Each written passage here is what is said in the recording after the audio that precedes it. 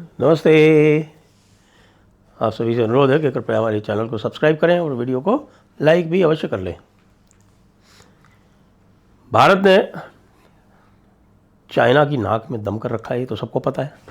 और भारत ने चाइना की नाक में दम तब किया जब भारत ने इंडोनेशिया और ऑस्ट्रेलिया इन सब से मुलाकात करके और ना केवल रेयर अर्थ मिनरल्स ले लिए, बल्कि इंडोनेशिया के साथ में उनका जो पोर्ट है मलक्का स्ट्रेट्स के दूसरी तरफ, उसको भी हथिया लिया। मतलब उसके साथ में एक साझेदारी कर ली। और उसके अलावा ऑस्ट्रेलिया का एक कोकोस आइलैंड है, उसको भी हथिया लिया, यानी कि साझेदारी कर ली। तो ये सब तो हो रहा था, लेकिन चाइना ने उधर से हुंकार भरी कि अच्छा बेटा, ज़्यादा बन रहे हो तो ऐसा करते हैं कि हम तुम्हारे जो है वो अभी रेयर अर्थ का जो मामला है ना, उस पर स्क्वीज़ करते हैं। वैसे तुम बहुत ज़्यादा रेयर अर्थ कर रहे हो। वैसे मैं आपको बता चुका हूँ कि रेयर अर्थ भारत में भी बहुत अधिक मात्रा में है, बल्कि चाइना से अधिक मात्रा में है। चाइना ने क्या किया कि चाइना ने रेयर अर्थ मिनरल्स पे एक मोनोपोली कैसे की। मोनोपोली ऐसे की कि देखिए, आपको ध्यान है कि सारी मैन्युफैक्चरिंग चाइना शिफ्ट करने के पीछे पश्चिम देशों का कारण क्या था कि बहुत सारी जो पोल्यूटिंग इंडस्ट्रीज़ थी, स्मोक स्टैक इंडस्ट्रीज़ थी, वो सब उन्होंने चाइना शिफ्ट कर दी कि भाई ठीक है, चाइना से सस्ते में काम भी हो जाएगा और हमारी प्रॉफिट मार्जिन बढ़ जाएगी और सारा पोल्यूशन जो है वो चाइना झेलेगा। लेकिन चाइना जो था उसने पोल्यूशन तो झेला, लेकिन साथ में उनके जितने भी आईपी थे वो भी चुरा लिए और आईपी चुरा के उनका कंपेटिटर बन गया। खाली उनका मैन्युफैक्चरर नहीं रहा, कंपेटिटर बन गया। और एक ये जो रेयर अर्थ वाला जो मामला था, उसमें उसने कैपेसिटी डेवलप करके अपने जो बियाबान पड़े हुए इलाके, यानी जो डेजर्ट इत्यादि हैं, आपको पता है कि उनके यहाँ बहुत बड़ा कोल्ड डेजर्ट पड़ा हुआ है, वहाँ पर उन्होंने ये पोल्यूटिंग इंडस्ट्रीज़, खासतौर से रेयर अर्थ मिनरल वाली जो है वो उन एरियाज़ में जो स्पार्सली पॉपुलेटेड थे वहाँ पर लगाने शुरू कर दिए। और रेयर अर्थ जो है वो पूरी दुनिया का, ऐसा नहीं है कि उनके पास सारा रेयर अर्थ है चाइना के पास, उन्होंने पूरी दुनिया का रेयर अर्थ का जो रिफाइनिंग सिस्टम है वो कैप्चर कर लिया। एज अ रिज़ल्ट 90% रिफाइनिंग जो है रेयर अर्थ की वो चाइना में होती है। और उसकी वजह से जो पूरा जो नई जितनी भी सनराइज़ इंडस्ट्रीज़ हैं जिसमें परमानेंट मैग्नेट की आवश्यकता है, विशेषकर ईवी इंडस्ट्रीज़ हैं, या आपके हेवी ट्रांसफार्मर्स हैं, या आपके जो है हेवी टरबाइंस इत्यादि सब ये जो बन रही हैं, इन सब में जहाँ भी मैग्नेट की आवश्यकता हो रही, परमानेंट मैग्नेट की, वो आप चाइना के बगैर आगे चल ही नहीं सकते। ट्रांसपोर्ट सिस्टम तो पूरा का पूरा उनके ऊपर डिपेंडेंट हो गया। ऐसे में सभी लोग भारत की तरफ देख रहे थे। भारत ने रेयर अर्थ मिनरल्स के लिए अपने यहाँ भी खोज शुरू की। आपको पता है कि हमने बालोतरा, जो एक ज़िला, नया ज़िला बना है, पहले बाड़मेर हुआ करता था, जिसका कि मैं डिस्ट्रिक्ट मजिस्ट्रेट भी रहा हूँ, अनडिवाइडेड बाड़मेर का, तो वो बालोतरा में एक बहुत बड़ा क्लस्टर मिला और उस क्लस्टर को डेवलप किया जा रहा है। वो विश्व का सबसे बड़ा रेयर अर्थ क्लस्टर जो है वो बताया जा रहा है। तो वो तो अब वहाँ पे रिफाइनिंग इत्यादि शुरू होगी, ब्लॉक्स वगैरह ऑक्शन कर दिए गए हैं, जो रिफाइनिंग होगी वो होगी, तब होगी।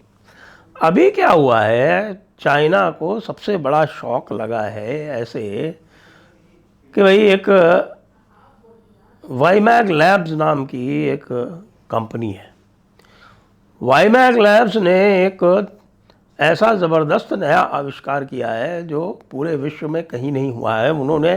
उन्होंने मैग्नेट्स को रिप्लेस कर दिया है वर्चुअल मैग्नेट से। आप सोच रहे हैं ना, वर्चुअल मैग्नेट से, यानी कि वो कॉपर और स्टील के जो वायर्स होते हैं उसी में जो परमानेंट मैग्नेट के ज़रिए जो फील्ड, मैग्नेटिक फील्ड जो बनती है, उसको वो क्रिएट कर देते हैं। अच्छा, क्रिएट तो खैर हो सकती है कि मान लीजिए कॉपर वायर्स में आप इलेक्ट्रिसिटी इत्यादि प्रवाहित करते हैं तो मैग्नेटिक फील्ड होती है, लेकिन ये माना जाता है कि भाई जो परमानेंट मैग्नेट की जो मैग्नेटिक फील्ड होती है वो स्टेबल होती है, स्टैटिक होती है और वो परमानेंट होती है। लेकिन उन्होंने वही इफ़ेक्ट जो है वो इस वर्चुअल मैग्नेट से प्राप्त कर लिया है, और वर्चुअल मैग्नेट से ये इफ़ेक्ट प्राप्त करके और वो अब जो मोटर्स बना रहे हैं उनका कहना है कि अब हमारी मोटर्स में परमानेंट मैग्नेट की कोई आवश्यकता नहीं है, रेयर अर्थ मिनरल्स की कोई आवश्यकता नहीं है।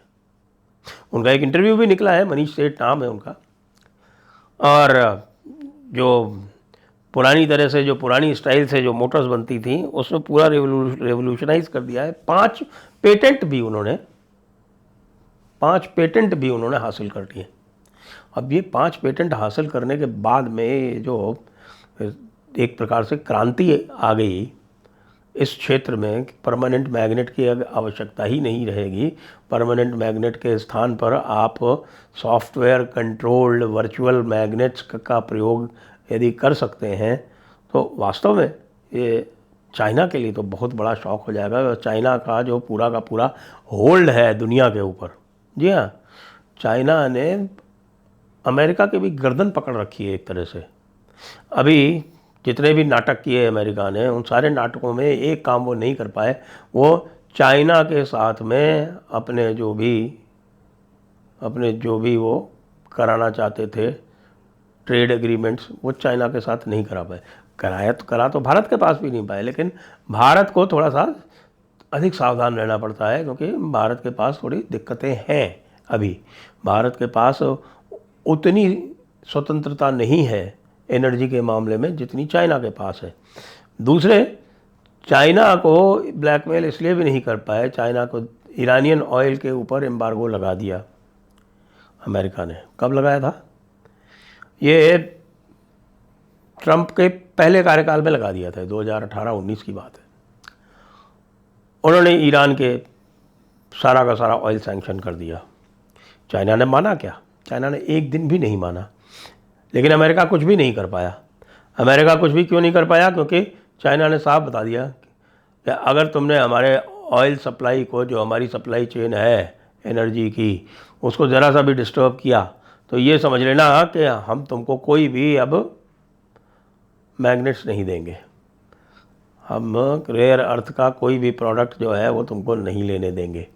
उसके ऊपर हम एक्सपोर्ट कंट्रोल लगा देंगे। और एक्सपोर्ट कंट्रोल लगाया अभी जब यूक्रेन का युद्ध हो रहा था, उस यूक्रेन के और रशिया के युद्ध में जब ये रशिया को ब्लैकमेल करना चाहते थे, तब इन्होंने यही प्रयास किया कि चाइना और भारत जो है वो रशिया से ऑयल लेना बंद कर दें। लेकिन 1 सेकंड के लिए भी चाइना नहीं हिला। वैसे भारत से यदि तुलना करें तो भारत ने आंखें नहीं दिखाई अमेरिका को, चाइना ने अमेरिका को आंखें दिखाई। होगा कि अच्छा लो, ये रहा एक्सपोर्ट कंट्रोल, और अब तुम लो सेमीकंडक्टर्स पे। और सेमीकंडक्टर्स पे तो खैर इतना नहीं है, क्योंकि सेमीकंडक्टर्स के बहुत सारी जो डिज़ाइन इत्यादि हैं वो अमेरिका से आती हैं। तो चाइना और अमेरिका जो है एक सप्लाई चेन में गुथे हुए। लेकिन सेमीकंडक्टर में पूरी की पूरी सप्लाई चेन चाइना का, तो आपके मैग्नेट्स में सारी की सारी सप्लाई चेन जो है वो चाइना कंट्रोल करता है। अमेरिका को झुकना पड़ा, ट्रंप को चाइना जाना पड़ा और चाइना को पटाने की कोशिश करनी पड़ी, केवल एक रेयर अर्थ मिनरल से। लेकिन अब ये भारत ने जो ये पेटेंट बनाया है भाई साहब, अब इसका क्या होगा? मुझे लगता है कि अभी इसकी जो है भारत में, यहाँ हमारे थिंक टैंक्स को दिमाग लगाना चाहिए कि हम इन पेटेंट्स के ज़रिए मनीष सेठ जी के और वाईमैग लैब्स को तो बिल्कुल हमको ये संभाल के रखना चाहिए, और इस प्रकार की व्यवस्था करनी चाहिए कि ये सारी मैन्युफैक्चरिंग जो है वो भारत में हो। क्योंकि भारत में हम जानते हैं कि नई इंडस्ट्री के लिए स्थितियाँ क्या होती हैं, तरह तरह के लोकल प्रेशर्स, ये वो। अगर वाईमैग लैब्स मान लीजिए, अगर उनके पास पेटेंट है, वो मैन्युफैक्चरिंग कहीं भी कर सकते हैं। तो ये जो मैन्युफैक्चरिंग है, भारत को ये प्रयास करना चाहिए कि भाई ये सारी मैन्युफैक्चरिंग जितनी अधिक से अधिक भारत में हो उतना अच्छा है, तो भारत इसका नेट एक्सपोर्टर बनेगा। और जब तक भारतीय जनता पार्टी की सरकार है तो भारतीय जनता पार्टी की सरकार में ये देखा गया है कि इन मामलों में काफ़ी प्रगतिशील विचारधारा रहती है। तो उस प्रगतिशील विचारधारा के साथ आगे बढ़ते हुए चाइना की मोनोपोली यदि ख़त्म हो जाए तो भाई फ़ायदा किसे होगा? भारत को होगा, लेकिन अन्य लोगों को भी होगा। तो प्रयास केवल ये नहीं करना है कि चाइना की मोनोपोली समाप्त हो जाए, प्रयास यह भी करना है कि वो मोनोपोली जो है वो भारत के पास आए। देखिए ये दुनिया जो है ना, ये बहुत सही नहीं है। It's not a fair world.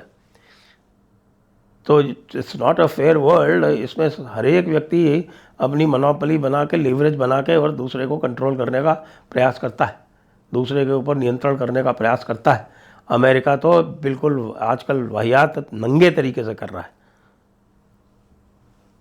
तो भारत को क्यों नहीं करना चाहिए?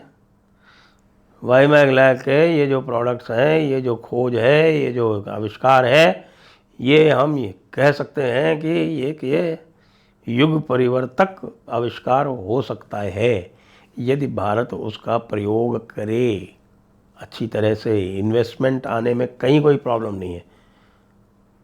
अमीरात ही बैठा हुआ है सारा का सारा अपना सॉवरेन फंड लेके, कह रहा है कि कितने बिलियन चाहिए बोलो। आपने देख लिया कि किस तरह से हमारा जो डिफेंस इकोसिस्टम है वो कितना आगे बढ़ गया है। अच्छा, इनकी जो रेयर अर्थ मिनरल्स की सबसे अधिक आवश्यकता केवल ईवी में ही नहीं होती, हमारे डिफेंस प्रोडक्ट्स में भी होती है, वेपनरीज में होती है। तो आज सोचिए हम कितना बड़ा इकोसिस्टम बना सकते हैं, ना केवल ईवीज़ के लिए, ना केवल हम ईवीज़ के लिए, बल्कि साथ में हमारा जो वेपन प्रोडक्शन सिस्टम है, हमारा जो डिफेंस इकोसिस्टम है, उसके लिए भी। तो इसका हमें अब आगे का सोचना है। पेटेंट्स हो गए, टेक्नोलॉजी डेमोन्स्ट्रेटर आ गया। टेक्नोलॉजी डेमोन्स्ट्रेटर के आगे जहाँ पर हम अक्सर फेल होते हैं वो है क्या? कि टर्निंग टेक्नोलॉजी इनटू स्केल।